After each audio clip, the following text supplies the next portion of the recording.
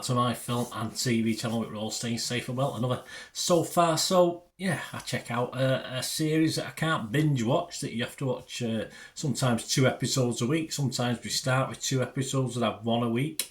I think this one is running at 2 episodes for 5 weeks. So we're looking at something on Apple TV.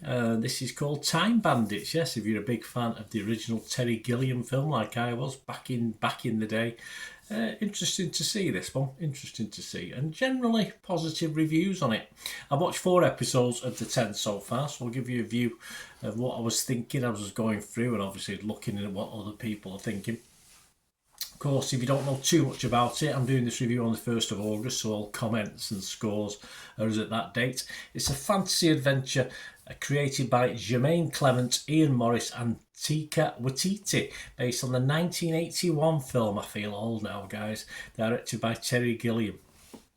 And the 10 episodes are around 45, 46, 47 minutes. And the first 2 episodes premiered on July the 24th on Apple TV Plus. And then we've had 2 weekly from that stage. So I managed to watch the first 4.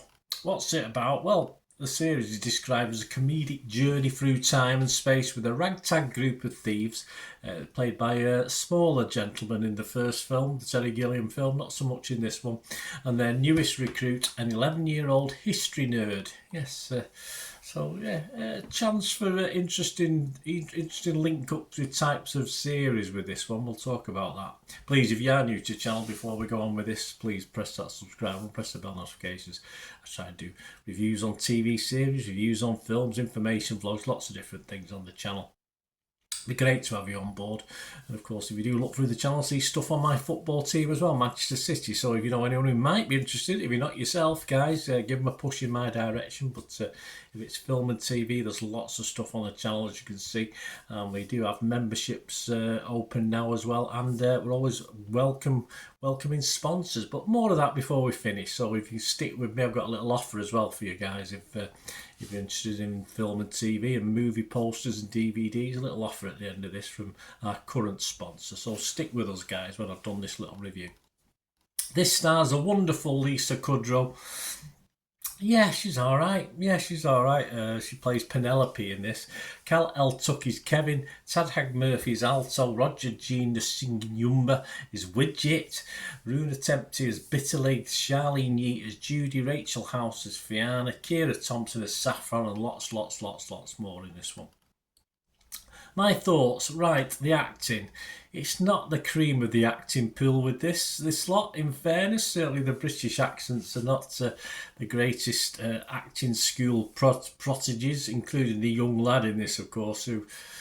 Yeah, I just hope the stories were good, because they were going to annoy me, the standard of acting. That was the problem I was going to get with this one.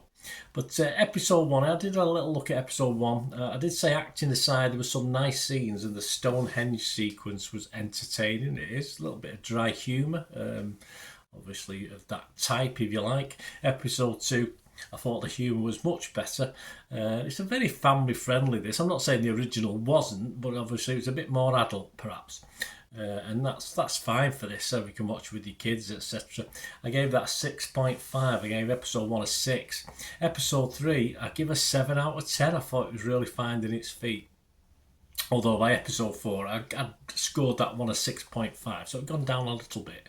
And I thought the humour sort of raises this above the genuinely average acting, which is at times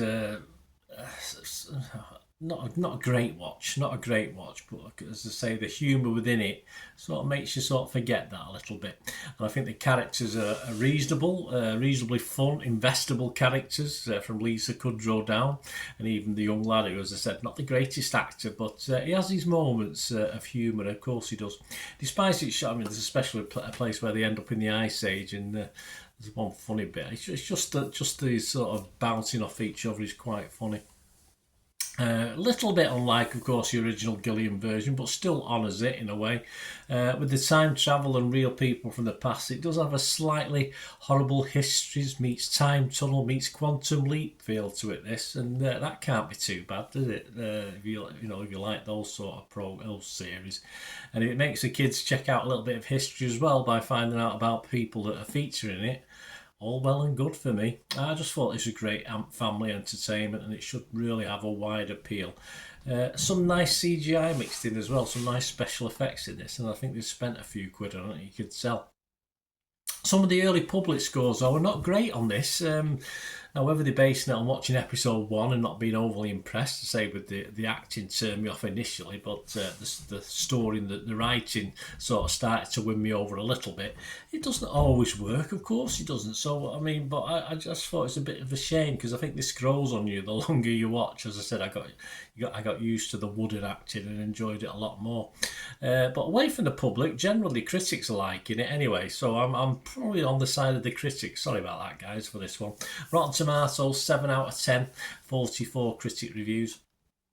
35 were fresh with just 9 rotten. The consensus of the website said this reimagining of Time Bandits swaps out the original film's eccentricity for a more family-friendly sensibility. It does, delivering an energetic adventure that gets more absorbing as it goes along. I think we've been there, haven't we?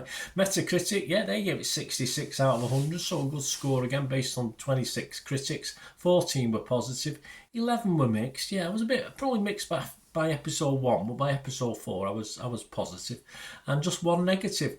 Dan Jolin from Empire, he didn't like it though. He gave it 40. I think he's a negative. Despite its combination of great comedy talents, this ambitious adaptation sadly falls flat, failing to capture the anarchism of the original. Yeah, I don't think it does capture the original, but it's got its own little traits, it's got its own little fun, and that's what I liked about it. Rotten Tomatoes audience, as I said, the public not totally convinced, 55% positivity, and Internet Movie Database, 1,600 scores and reviews, just under that magical 6 out of 10 I like to see, 5.9. So my scores, I'm going to be fresh on this. I have to be fresh on it. I have to be positive on Metacritic, and I'm going to give this, as I say, a couple of the episodes edging towards 7, but overall I'm going to give this a 6.5 out of 10, and I look forward to watching the other 6. As I say, it doesn't always work, it's not always perfect, but I just thought it was good fun. And if you just want to turn your brain off and enjoy it, just have a watch and let me know what you think, guys, if you do get to have a watch. Socials are on the screen there, guys, if you want to get in touch with me. Say, we do have sponsors of the channel at the moment, Piat6505. They've got a little eBay shop if you can give me your support.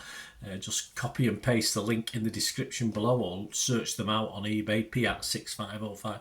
And they're selling movie posters from the 1990s and 2000s. Got a couple, some there in the background, and DVDs as well. Some DVDs. They've got almost 600 items listed at the moment. Well, that will steadily increase. A lot more to list. And just some great gifts there. Some, if you like movies and film posters and not those eras, 1990s and 2000s, just make great gifts as well. Treat yourself, or buy them for a friend. And if you mention me, especially if you mention me on order, if you do place an order, you'll automatically get a 10% refund as well. So fill your boots, guys. Just don't forget to mention me.